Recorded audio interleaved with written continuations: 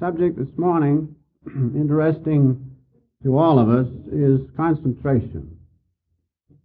But not only concentration, the key to success. That's what we're interested in. But I think perhaps we make a mistake sometimes in weighing just what success is. What is success? Taken from worldly consciousness, you know what success is. But we also know that worldly consciousness passes away, is changeable, is not permanent. And so all success in that consciousness must pass away. So real success, of course, must be success by merging in the one Father, the one common Father. If we know Him, whether we have anything or not does not matter. As Jesus said, He had no place to lay His head, but He had oneness with God, which is the greatest success. So bear that in mind as we discuss this problem this morning, concentration, the key to success. Now, success in any line of endeavor, whether it be labor, professions, or business, arts and sciences, depends upon one thing. It depends upon control of the life force in the body. If you have control of the life force in the body, then you can have concentration. If you do not have control of the life force, you cannot concentrate to the fullest extent. And remember, to know God, the science of all sciences, requires the deepest concentration. So it is very important that we know the control of life force in the body, because that is the key to concentration. Now, when you have control of that life force, then you know what relaxation is. Relaxation means the withdrawing the life force in the body from the senses, from the muscles, from the internal organs. So that has to come first. Remember that. Having relaxation, control of the life force in the body, then you can concentrate. Then you can use your concentration, as I will try to point out. So, just remember that the first thing is relaxation. Let me give you an illustration. You are in a room, and there's lots of noise going on. You're trying to concentrate on some one thing. And you say, I wish they would stop that racket. How can I concentrate? You can't. Why? Because you have not controlled the life force in the body. If you had control of the life force in the body, you could immediately withdraw it from the ears, from the sense of hearing, and from the eyes, and you'd be perfectly oblivious to the sound and the sight of all the commotion. Why? Because you had learned how to withdraw the life force. And when you withdraw the life force, that sensation cannot persist. Just like if I cut my finger here, I inject Novocaine here, and I will not feel the effect of that injury. Likewise, if I can, through the power of control of life force, withdraw the life force from the finger, still I will not feel any sensation. So remember, in your concentration, the first and important law is to learn relaxation, control of life force in the body. That's very, very, very important. If you do not have the control of life force in the body, what is the result? You are laid open to fear and anger, and hatred and those things. And what is the result of that? Nervousness. On one hand, uncontrolled thought processes, uncontrolled nervous system with all its results, which I will not go into. And finally, great fatigue. Why do we have fatigue? Because the life force stays partly in the senses, in the muscles and organs. And you know, those of you who practice the recharging exercises, if you recharge to a high tension and let go, the life force, the stagnant life force, is taken out of the nerves, the senses and muscles, and fatigue will leave. So you cannot concentrate if you're fatigued. But if you take out that stagnant life force, then you can concentrate. Those are just little points in passing. So remember, the first thing is that you learn how to relax, control the life force in the body, then you can concentrate to the highest degree. Now, what is the definition of concentration? The definition of concentration, according to the Master, is it denotes the art of withdrawing the attention from the objects of distraction. That's one part of it.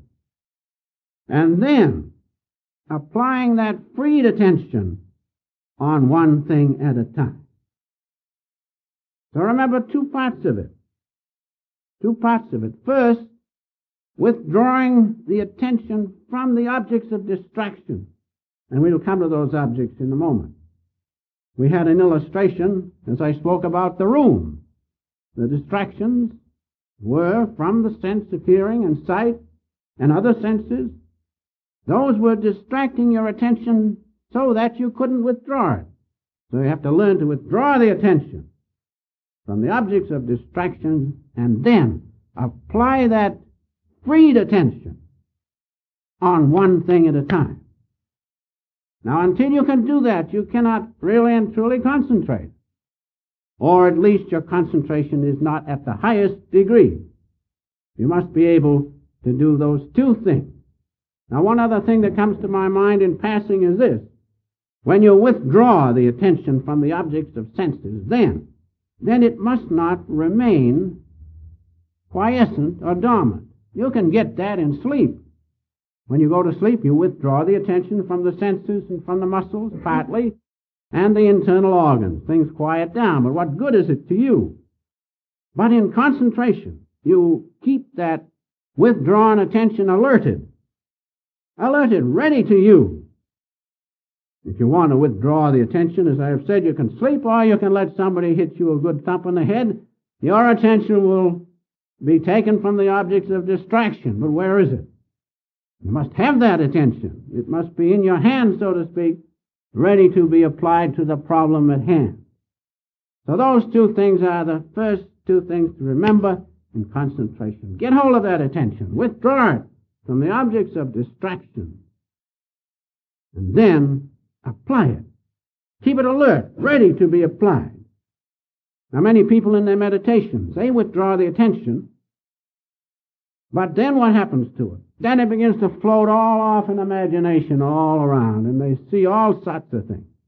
That's not the way. Withdraw your attention from the senses, from the body, from the mind, still the ways of the thought, and from the emotions, and then keep it alert. Where? At the Christ Center. That's the key. You will not be traveling all around in foreign countries until you're ready to. Who wants to travel around in imagination? Who wants to be fooled? I don't want to be fooled.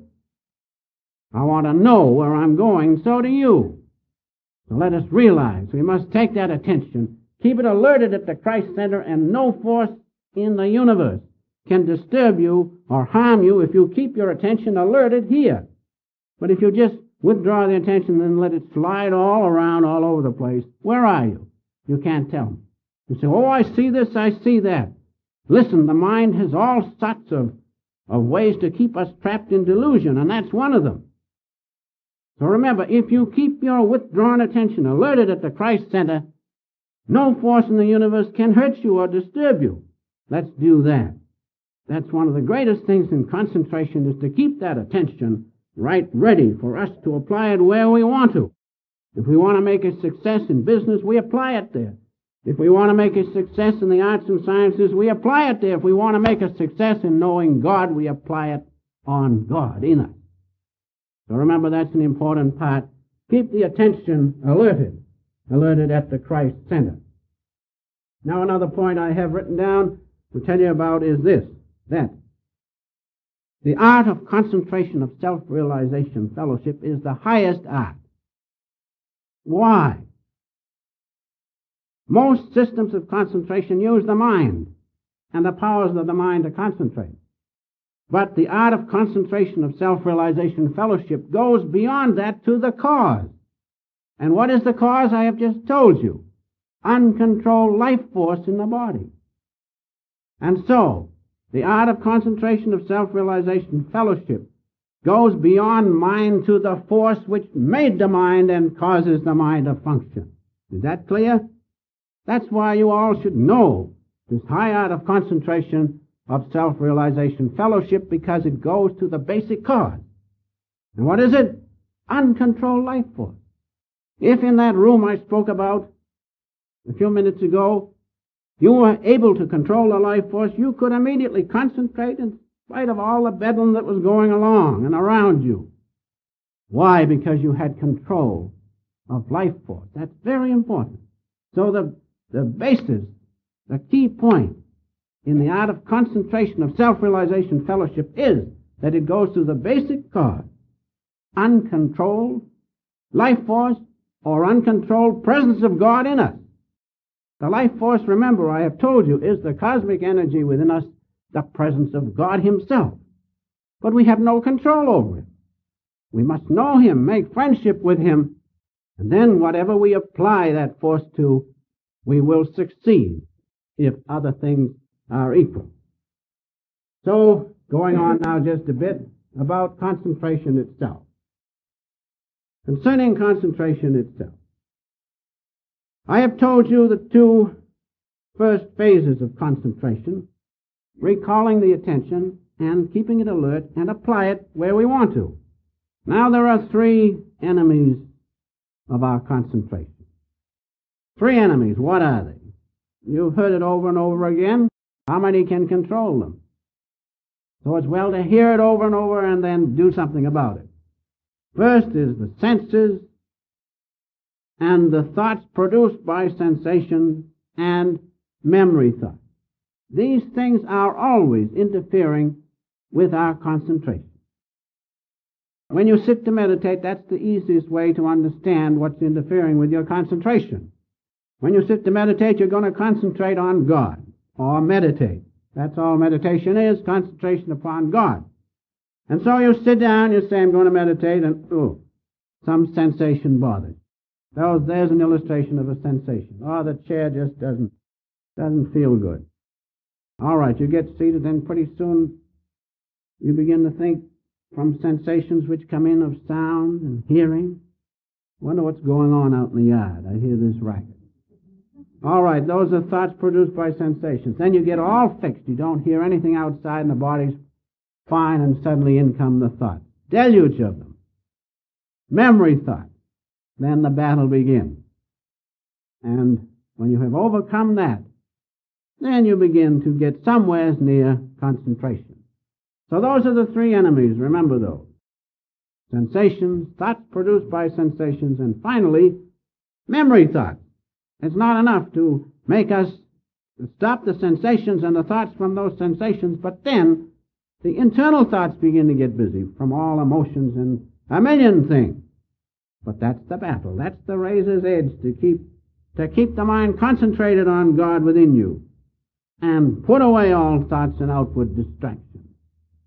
So then, going on to concentration, we come to the four factors. The four factors, and I cannot take this up at length because it would take too much time, but I will just quickly say the four factors are, first, your consciousness. Your consciousness is the presence of God in you, and that's the only real thing you have, is your consciousness and the experiences which you have had in consciousness. So remember, that's an important thing in concentration, and that is the presence of God in you. But the point is this, and this is the important point to remember about concentration.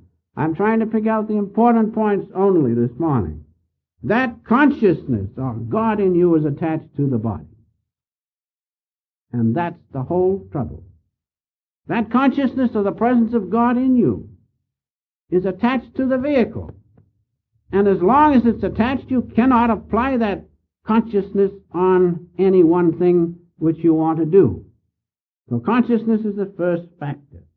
But it's attached to the body. Now we have to break that attachment. How is it attached to the body?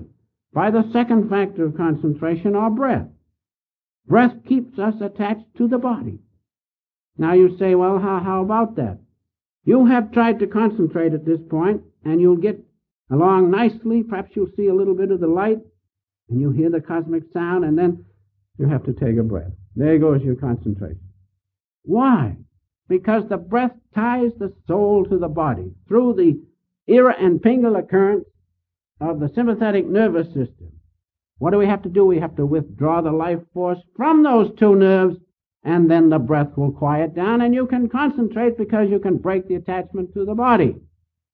Now that brings in the third factor, the heartbeat. The work of the heart. The heart pumps 18 tons of blood a day. Imagine it. 18 tons of blood a day. A lot of life force taken up there. Why can't we slow the heart down? Release a lot of that life force to be used in our concentration. That's just what this high art of concentration of self-realization fellowship does. It helps you to take the load off of the heart, slow it down, and then reciprocally the breath slows down. St. Paul said, I die daily. All he did was pass from the outward state of consciousness where he breathed and jumped around into that quiet state of breathlessness. Then you can concentrate. You cannot concentrate while the breath is attached to the body. So the heart plays an important part by reciprocally slowing down the breath, releasing tremendous amount of life force for you to use later, as I will shortly point out. One other thing, the heart shuts off the sensation. So when you were in that room I spoke of in the beginning, and that bedlam was going on, you just slow the heart down and the sensations cease. That's the high art of concentration. Self-realization technique will show you how to slow the heart down, and then the sensations are shut off. That brings me to the final phase of concentration, the final factor, rather, which is life force itself. Life force itself, which is the cosmic energy in the body. It's the presence of God's cosmic energy in the body. And when you control that, as I have said, withdraw that life force from the senses, from the muscles, from the internal organs of breath and heart, and even the involuntary nerves, what happens? That life force retires to the seat of the soul within you, the spine and the brain, and there it is, alerted, ready for you to use for success by the applying of the highest concentration. You understand? Life force is the key. If you can withdraw that life force from the senses, muscles, nerves, internal organs, it retires naturally to the spine. That's why you feel the bliss of God. This bliss of God does not just happen in you. There's a reason. And the reason is that the life force goes to the spine, and those churches I spoke of are realized. The force of God in those centers of the spine is felt. Then you feel the power of God. Don't you think you can concentrate then? I think you can. So life force is an important thing. It retires to the spine and brain, ready for you to use in concentration for success. So there you have, in a few words, about concentration. It is very important to know how to apply it, as I will shortly point out. Now we come to the part of the application of concentration for success. Now these three things are very important.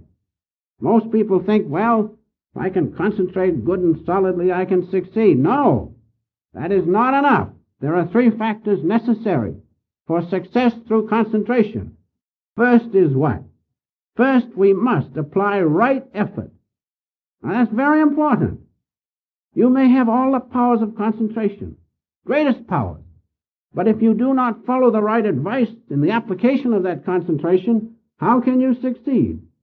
I remember back in Boston, an illustration which points that out very vividly. There was this young man. He was full of pep. He had lots of concentration, and he had a strong will. He said to the master, now I want to buy houses. The master said, I wouldn't do it. Why? Because the master knew the market was falling on real estate, and if the boy had applied his full concentration, still he would not have succeeded, because his effort was not right. The time was not right. You understand? So the first important thing in success through concentration is to apply right effort.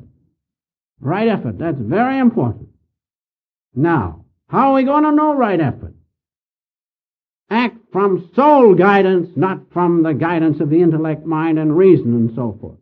Act from the presence of God in you as the soul. Then you'll be guided right, will you not? Therefore, the first thing to do in concentration is to get God contact. Know God within you. Know His presence within you. And you can do that. Don't you think you'll be guided right? I think you will. So the first important thing in success through concentration is to have right effort.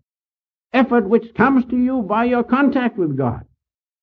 Soul advice, not advice from the mind and the intellect and the senses which deceive us all the time. Let's be through with that. Let's say, Father, I am willing to work, but guide thou my activity to do the right thing. Then apply your concentration. Now that brings us to the second important phase of success through concentration, which is concentration itself. All great businessmen, big businessmen, have tremendous power of concentration. No question about it. All great artists, all great men of God have tremendous power of concentration. You take the master. You would start him off on something, and he'd say, yes, he'd get enthused, then it'd die down, you'd think, well, I guess that's over with. No, he never let go. He never let go. He kept at it until finally it was consummated. So, concentration we will find in all great souls, in business, in the arts and sciences, and especially in religion. Because to know God, as I have said, is the science of all sciences. I'll give you an illustration of concentration. It'll only take just a minute. I think it's worthwhile. There was a young man came to our house. The master brought him. He just came from India. He said, I want you to meet this young man. He has some things to show you, tell you about. And so he brought this young Hindu fellow. And he came in and he said, how do you do? And I said, how are you? He said, when was your, what's the date of your birth? I said, March 26, 1893. He says, you were born on Sunday. I said, yes, that's right. And I began to wonder how he knew I was born on Sunday. Well, he says, that's nothing. He said, don't think anything of that. I said, all right. Now he says, you get some paper and pencil. There were 2 or 3 of us there. And he said, now you write down 6 figures. So he wrote 1, 6, 7, 8, 2, 3, 4. Now he says, put 6 figures under that. So we wrote down, we had the same figures. He wrote down 6 under that and drew a line. Now he says, make all the racket you want. Make all the noise you want and figure it out, and I will tell you what your sum is. So we started, just get started, and he says 1,602,403. So we figured it out, and it was right. Then he said, ask me any time within 1 year, and I will name you that sum. So I said, well, that's fine. He says, that's nothing. He says, I multiplied 60 digits times 60 at Columbia University and in England. 60 digits, imagine, 60 figures, a whole row of them, times 60, mentally. So they get out their adding machines and they got going and they said, oh, you've made a mistake. He says, no, you have made the mistake. And when they got all through, they found that he was right and they had made their mistake in manipulating those adding machines. Imagine it, 60 times 60. I said, how do you do it? I said, does it seem like a blackboard? He says, that's it. He says, I have a big blackboard, and I just put the figures down, and I multiply them there. And I can do it faster than you can do in the pencil, in the paper. So there's concentration, isn't it? Well, perhaps we all cannot multiply 60 times 60.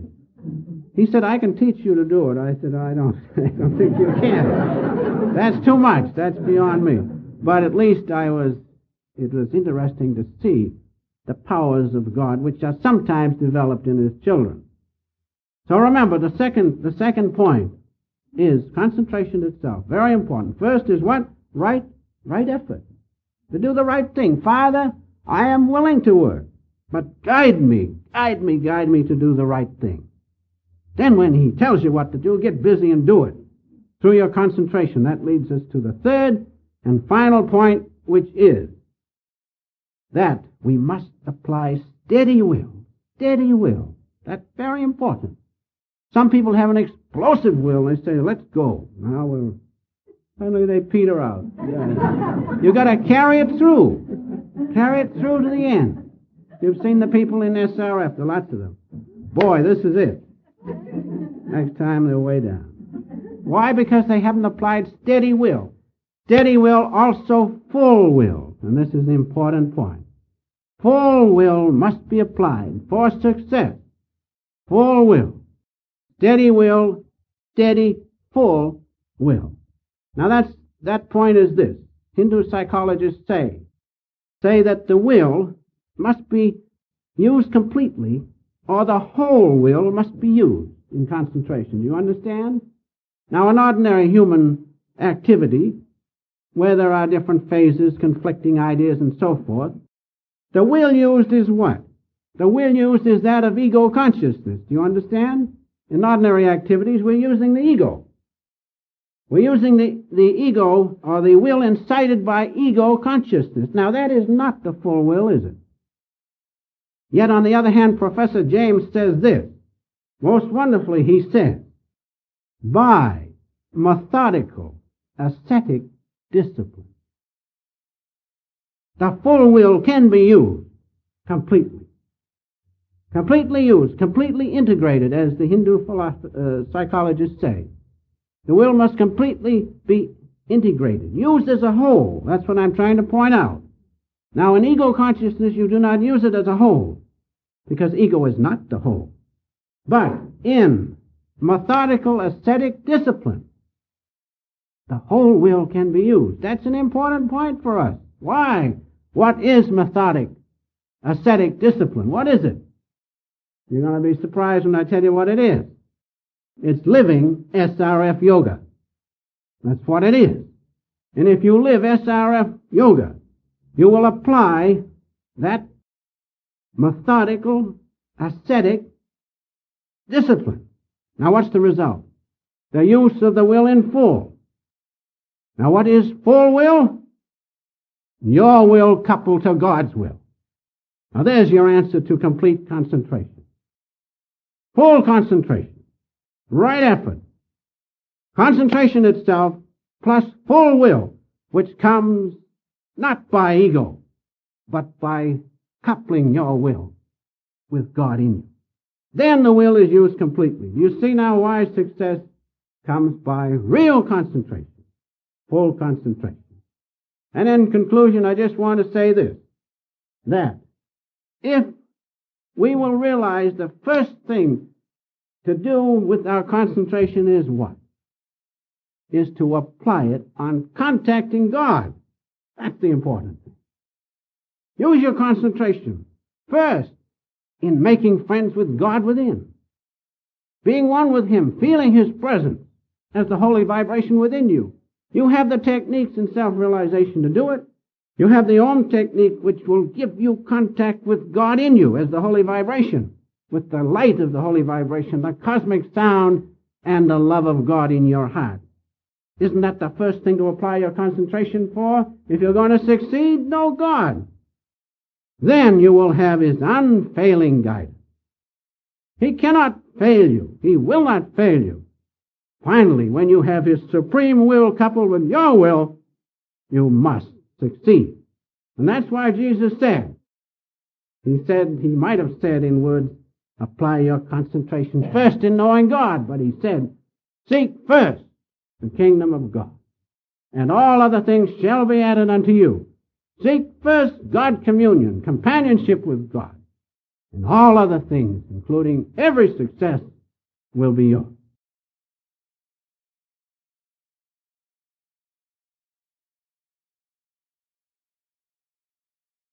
Father, friend, beloved God, may Thy love shine forever on the sanctuary of my devotion, and may I be able to awaken Thy love in all hearts. Make my soul Thy temple. Make my heart Thy altar. Make my love Thy home. Be Thou the only King, reigning on the throne of all my desires. I bow to Thee, O Father. I bow to Jesus. I bow to the great ones, Babaji, Larity Masha, Siyak Testraji, and with all my love and devotion, on the altar of my heart, I bow to the beloved Master. Om. Om.